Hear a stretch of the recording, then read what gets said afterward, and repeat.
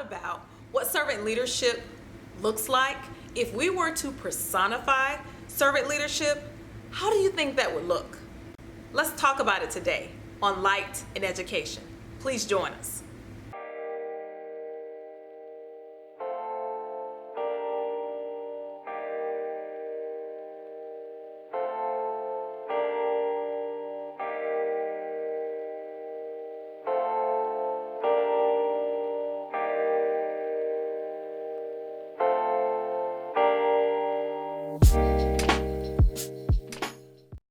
A servant leader is sensitive to the needs of others.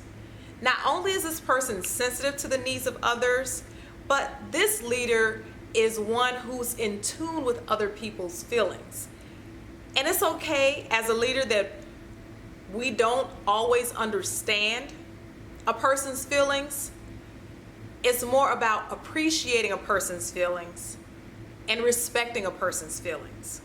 For example, someone may have just a very strong opinion about a topic based on his or her experience.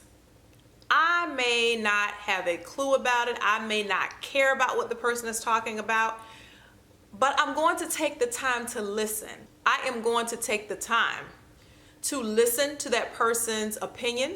More importantly, I want to know, what has that person experienced that is causing him or her to have this very passionate opinion?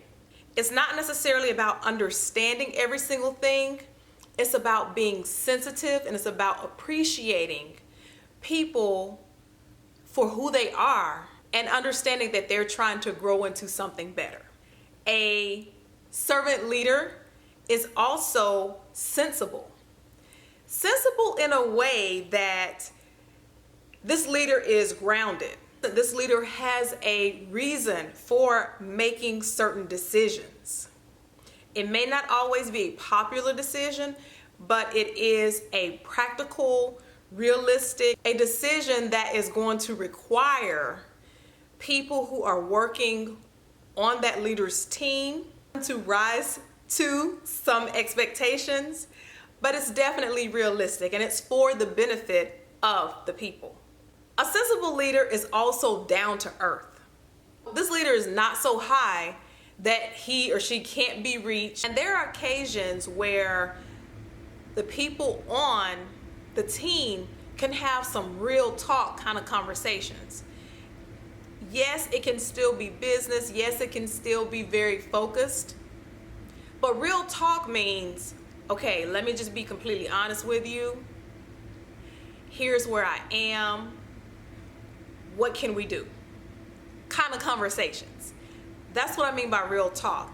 And that servant leader is there for those conversations. It's about connecting, and it's about being in touch with those whose lives you will touch.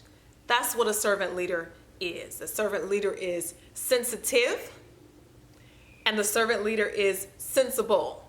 The servant leader is also engaged. Engaged in the sense that this leader is involved with those whose lives will be touched. Involved enough to connect with individuals.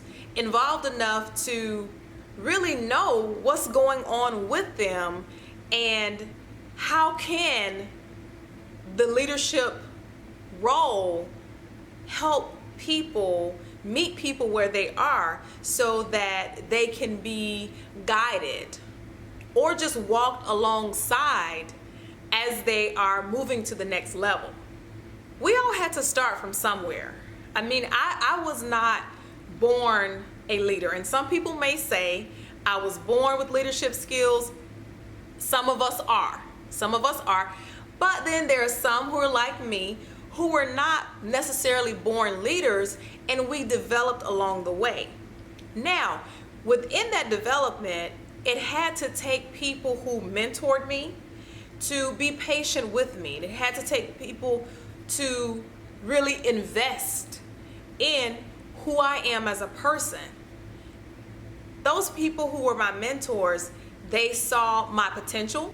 They massaged my potential to a point where I could stand on my own. And it takes involvement. It takes connecting with people, and it takes getting close to people. Sometimes we don't want to get up close and personal because we feel like, well, this is a job. The people are here to do a job. I'm here to lead them. But how can you lead them if you don't know where they are? Relatable. Servant leaders are very relatable, and it goes back to being approachable. Being approachable and being relatable, not necessarily for the leader's benefit, but it's for the benefit of building relationships. Relationships will take you so much farther ahead because you think about it. You never know who you're talking to. You never know who you're looking at. The very person who you might be leading today might actually be leading you tomorrow. So relationships that we cultivate or relationships that we build now might be those very relationships that will help us in the future. All of these characteristics are intertwined. I can see how being relatable deals with a leader who is also involved, because it's hard for you to get involved with people if you're not relatable to them as well.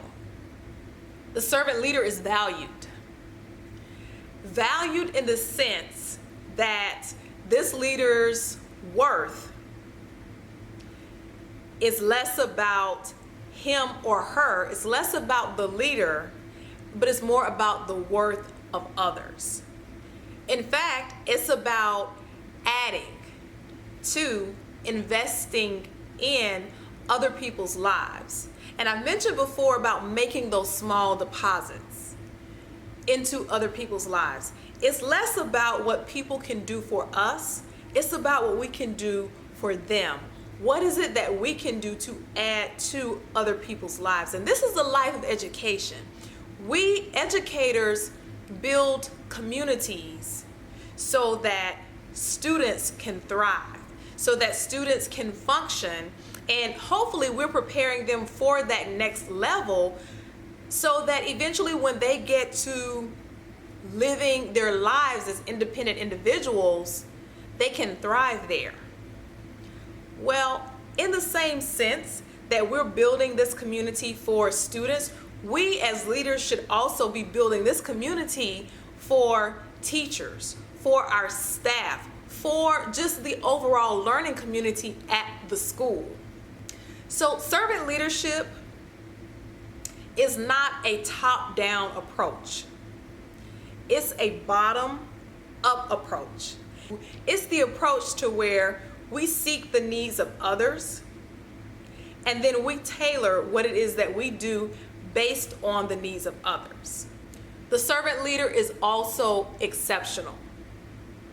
Now, exceptional, extraordinary, I'm sure we've heard that word before, that a leader who is extraordinary does the extra. This leader is a person who does things out of the ordinary. And that is true for a servant leader as well. Servant leadership is different. It's counterculture. Our culture now is more about self. It's about me as the person. It's about me as the leader.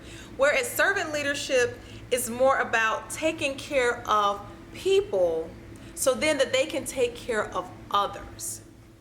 And in this case, that extra that's outside of the ordinary, that most people will not do, is putting yourself as the leader last. It's putting your needs below the needs of others. It's seeing the needs of others, doing your best to meet their needs so that they can meet the needs of, in this case, students. And if you think about it, it's almost like you're making these daily deposits because you're seeing the potential in others.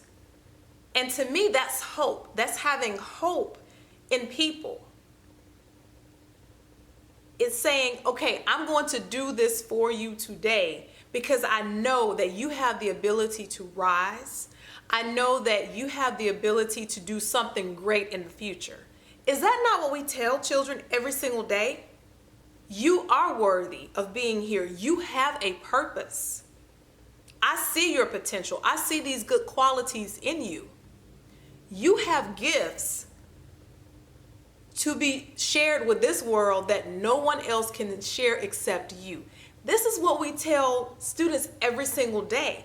Why are we not telling our colleagues the same thing?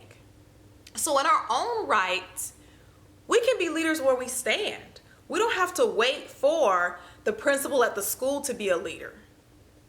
We don't have to wait for some district official to be the leader and to say this. We can say this to each other. We can say this to the students who we stand in front of every day at school. We don't have to wait for servant leaders to grace our presence. We are the servant leaders. These are just a few words that I could think of to describe servant leaders. If you can think of another adjective or another word to describe a servant leader, leave a comment and tell us how you see a person who is a servant leader.